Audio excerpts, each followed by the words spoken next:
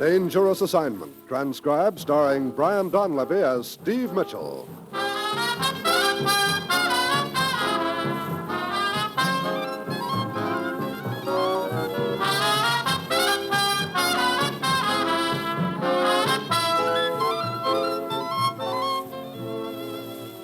Yeah, danger is my assignment. I get sent to a lot of places I can't even pronounce. They all spell the same thing, though, trouble. But when I walk into the commissioner's office, I don't realize that this assignment's going to wind up with my life being saved by a handful of cigars.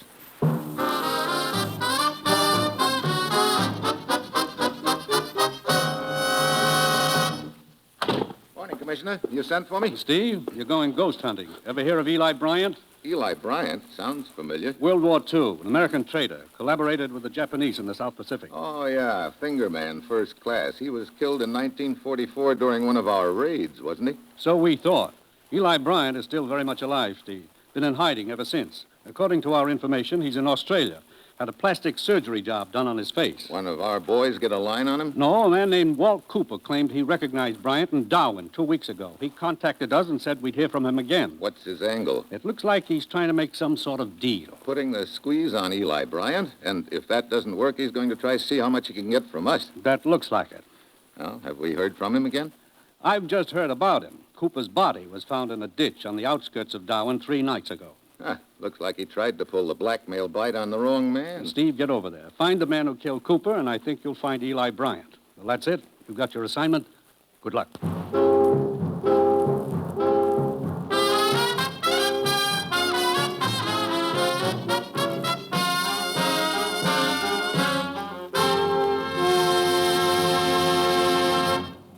The National Broadcasting Company is presenting Dangerous Assignment, starring Brian Donlevy in the role of Steve Mitchell, colorful, two-fisted government agent. At all those places of the world where danger and intrigue walk hand in hand, there you will find Steve Mitchell on another dangerous assignment. Before we bring you tonight's Dangerous Assignment adventure, let me tell you about tomorrow's fine comedy on the NBC Radio Network. Yes, tomorrow you'll hear The Bob Hope Show and Fibber McGee and Molly, and Eddie Cantor will bring you his show business show.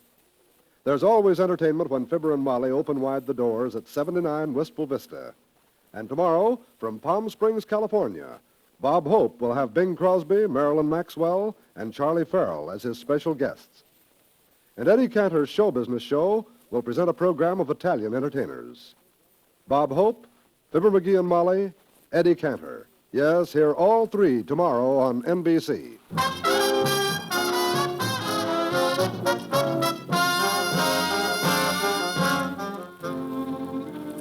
Got my assignment. Fly to Darwin, Australia, track down the killer of a would-be blackmailer, and I'll probably wind up with a gent named Eli Bryant, American traitor, fingerman for the Japanese in World War II. It's late Tuesday afternoon when my plane lands at Darwin, and half an hour later I'm at police headquarters talking about Cooper's murder with the officer in charge.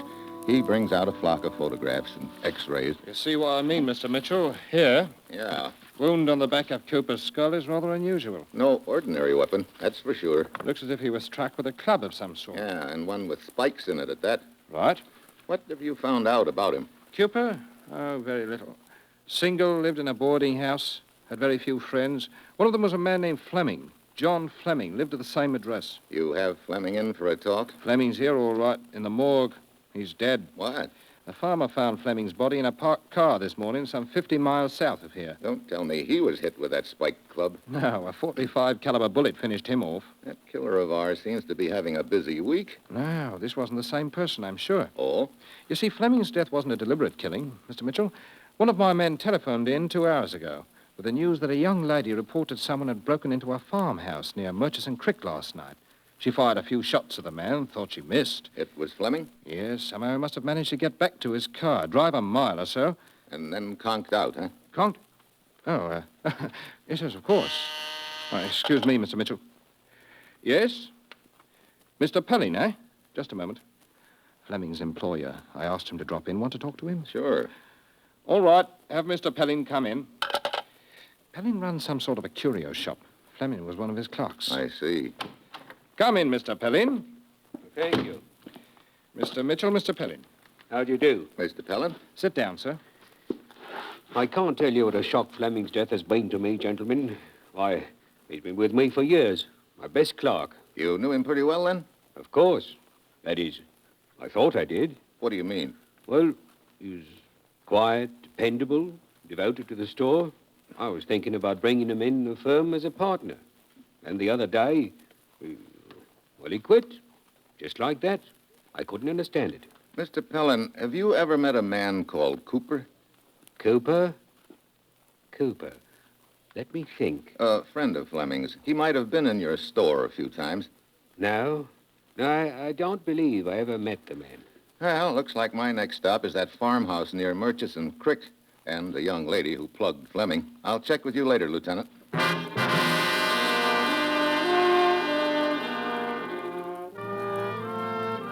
It's raining hard when my train pulls out of Darwin and raining even harder when I arrive at Murchison Creek Station 3 hours later. It's really out in the middle of nowhere, nothing but rolling plains. I finally get directions to the farmhouse I'm looking for. It's a 1-mile walk in the rain. Yes? What do you want? You, Augusta Wells? That's right. My name's Mitchell, Steve Mitchell. Here's my credentials. Big-time policeman. Yeah.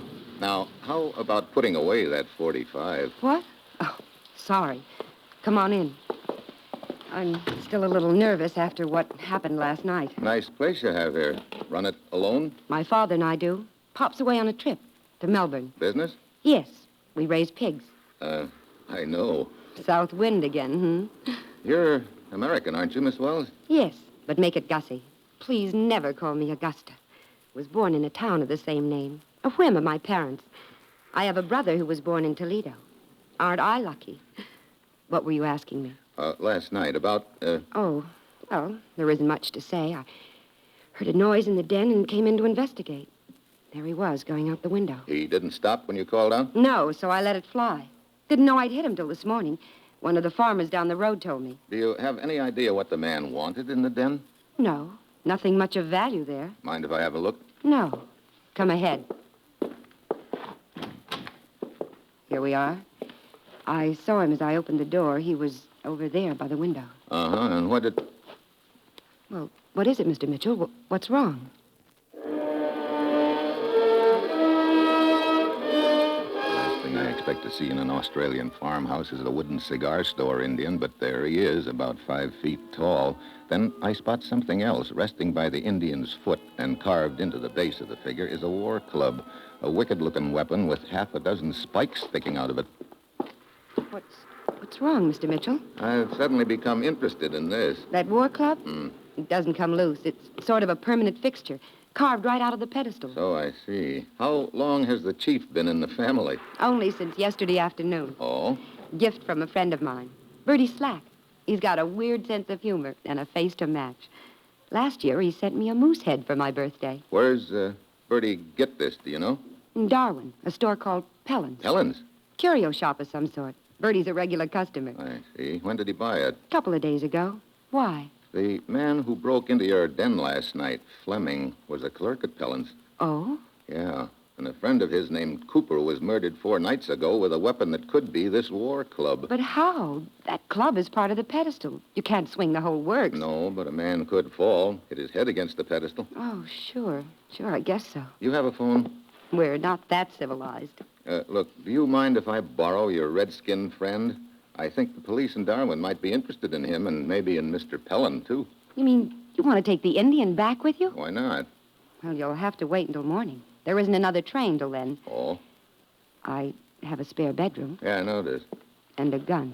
I noticed that, too. If you'll help me with the linen and blankets. Sure. Lead the way, Gussie.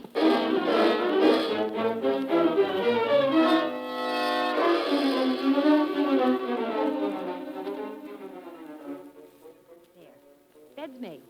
There's an extra blanket in the cupboard if you need it. Okay, thanks. Hey, wait a minute. Listen. Sounds like a truck pulling away.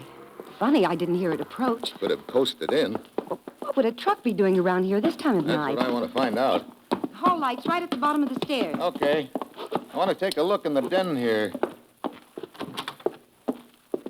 Hey. The Indian. It's gone.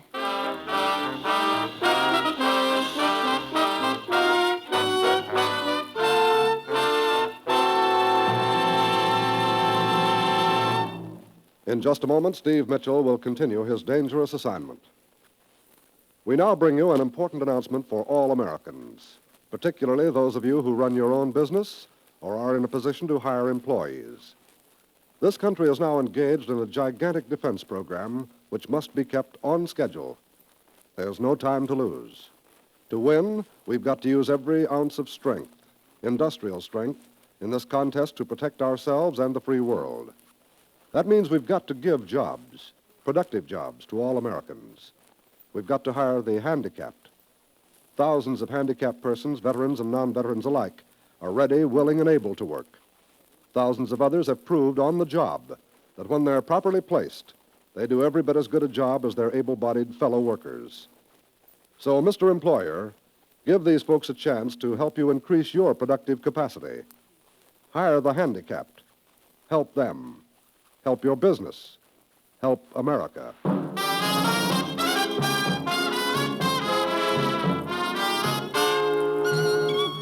And now, back to Dangerous Assignment and Brian Donlevy as Steve Mitchell.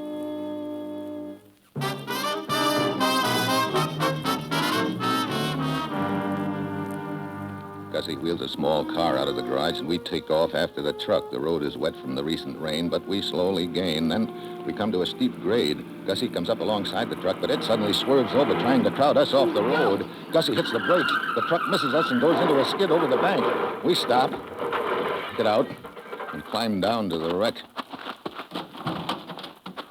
How many are there? There's only the driver, and he's dead. Yeah, here's the chief, safe and sound in the back. What are we going to do now? How far is it to Darwin? About 70 miles. Through country like this? Most of the way. Real rugged, isn't it? Gussie, I'd feel a lot better if I got the chief there as soon as possible. Do you think you could drive it? Well, it's going to be a little crowded in this car, but after all, I don't often get a chance to take one man for a ride, let alone two. Come on.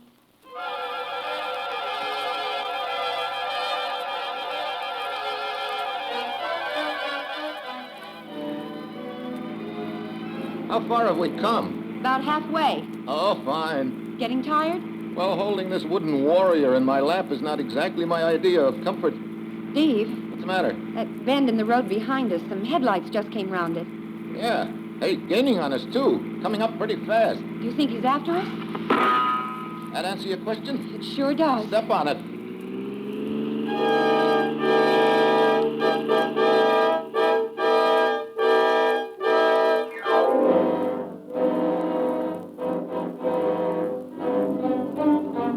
We screech around a curve and then spot a clump of trees and pull in behind it. Their car roars past. Then... Hey, Yeah. The tracks run parallel to the road, about half a mile away. I thought you said there was no train until morning. I meant passenger trains. They run a slow freight and cattle train through every night. I'd settle for that right now, believe me, but I don't suppose I've got a chance of catching it. Sure we have. Huh? There's a grade right over there. It slows almost to a stop. Okay, let's start hiking.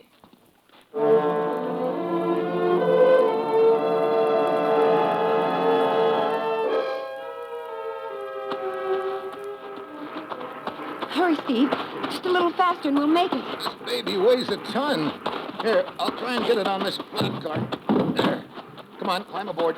I sure didn't realize what I was getting into when my friend Bertie sent this chief to me. I'm still a little hazy about some of the details. I think it breaks down something like this.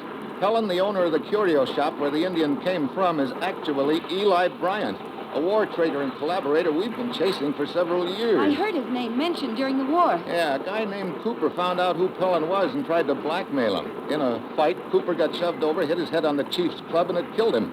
Pellin carted his body away, but the Indian here is proof of where the murder took place and puts the finger on Pellin. But this Fleming who tried to break into my house. Yeah, he was a clerk at Pellin's. He probably tried to pick up the blackmail gag where his friend Cooper had left off. He could have sold the Indian to your friend Bertie so it would be in a safe place, and he could put the pressure on Pellin. Well, I guess that explains everything. They seem to be stopping. What's that up there ahead? Cattle chutes. Probably going to unload. Wait a minute. There's a car parked up near the front of the train. Yeah, the tracks curve around and cross the road. That's the car that was chasing us. They must have figured the switch and backtracked. Come on, we're getting off on the other side here. How about the chief? He's coming with us. There. Hey, look. The ditch beside the roadbed. Steve, this isn't going to work. You can't get very far carrying the chief. You got any better ideas? Yeah, I think I've got my bearings now. This section of the country looks familiar. Could you hide here for a little while with the chief? Yeah, I guess so. We're out of sight here. Why? What's your idea? See you later.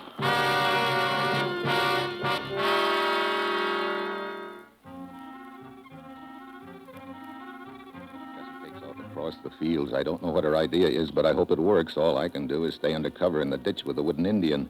20 minutes later, I hear a sound. A motor of some type, but I can't peg it. It gets closer, then all of a sudden, Gussie comes wheeling up to the edge of the ditch. Hi. What? A motorcycle? Sure, complete with sidecar for you and the chief. Oh, no. Where did you get it? Some people I know live a couple of miles away. I borrowed it from them. Did you telephone the Darwin police? No, they don't have a phone there. Oh, fine. So we hit the road again. Well, not exactly. What do you mean? Might be safer to travel cross country away before cutting back to the road. Yeah, I guess you're right. Okay, Chief, let's saddle up. I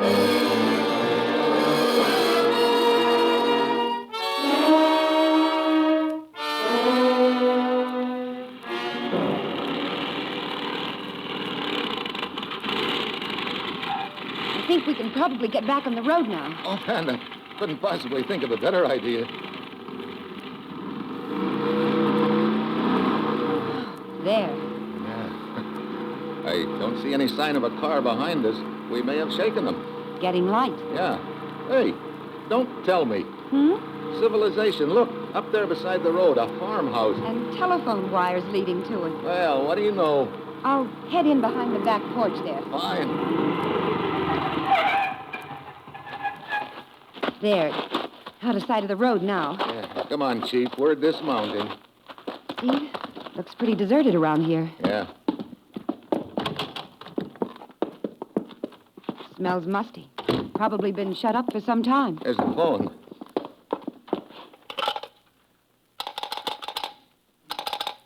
Dead?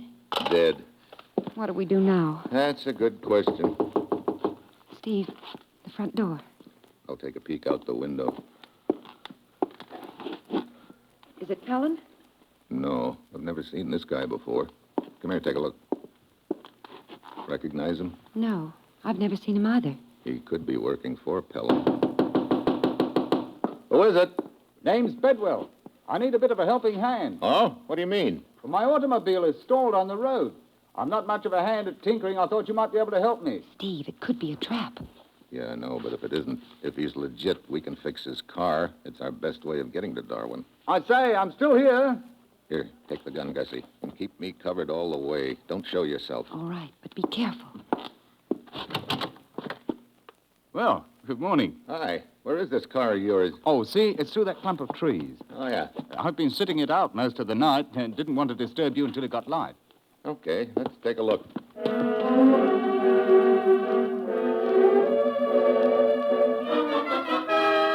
I walk to the car with Bedwell, still wondering if it's a trap, but nothing happens. We get to the car. I find a loose distributor wire and fix it. Bedwell gets in, and the car starts like a top. I say. I guess that was it, all right. Well, thanks awfully, old boy. Sure. You heading toward Darwin? Yes, can I give you a lift? You sure can. Hop in. Well, there are some others back in the house that have to go, too. Oh, others? Oh, who are they? One's a girl. Oh, how jolly. Does she have a friend? Well, as a matter of fact, yes. Who's the friend? Well, you may find this a little hard to believe, Mr. Bedwell, but you see... The friend is a wooden Indian. What? Helen. A gun?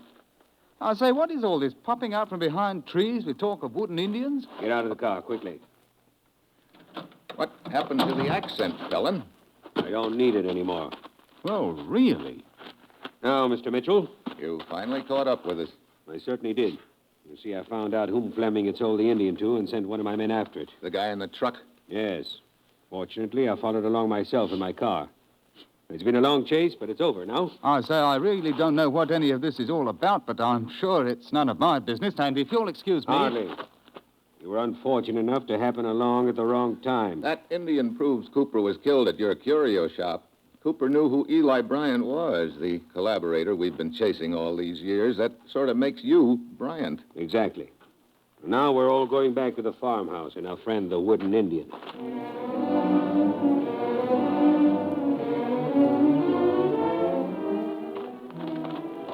We start back to the farmhouse. I know Gussie's covering me, but when we get to the door, I realize it's not going to do me any good. Pellin is too smart.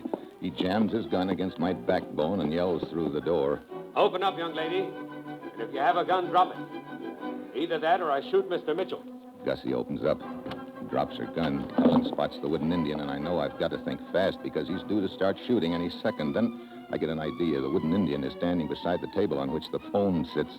Well, now that I have the Indian... It's too late, Pellin. The police already know about you. I telephoned them a few minutes ago. Ah, you're bluffing. This farmhouse is vacant.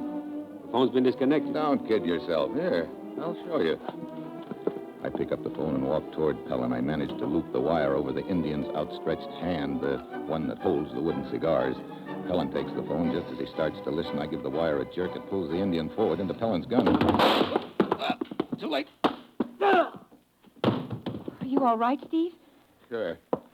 Our friend the chief here saved us. Now, if Mr. Bedwell will be kind enough to take us all to Darwin... A wooden Indian for a friend? A deserted farmhouse. Oh, really, We're not really nuts, Mr. Bedwell. I can explain. Oh, quiet. Hey, Bedwell! Come back! Bedwell! Gussie, Yeah? you better crank up your little motorcycle again.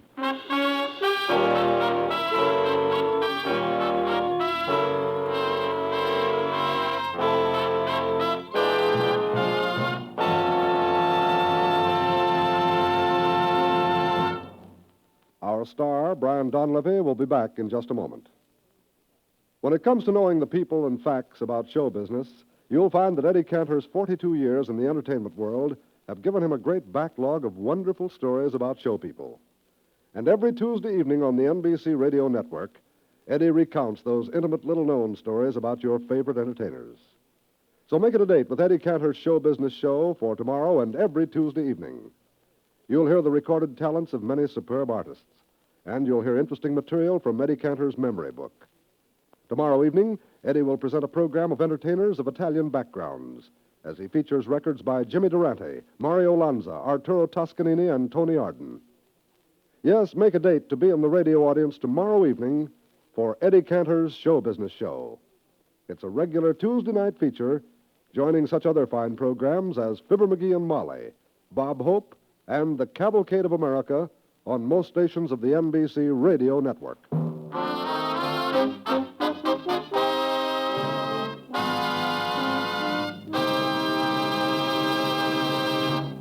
Next week, a train trip and a slight case of murder.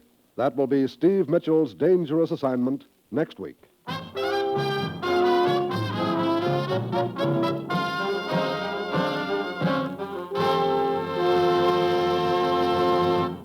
Dangerous Assignment, starring Brian Donlevy as Steve Mitchell with Herb Butterfield as the commissioner, is written by Bob Reif and Adrian John Doe. John Storm speaking. Included in tonight's cast were Kay Stewart, Dan O'Herlihy, Don Morrison, and Ben Wright. Be with us again next week at this same time when Brian Donlevy, starring in the role of Steve Mitchell, will embark on another transcribed Dangerous Assignment.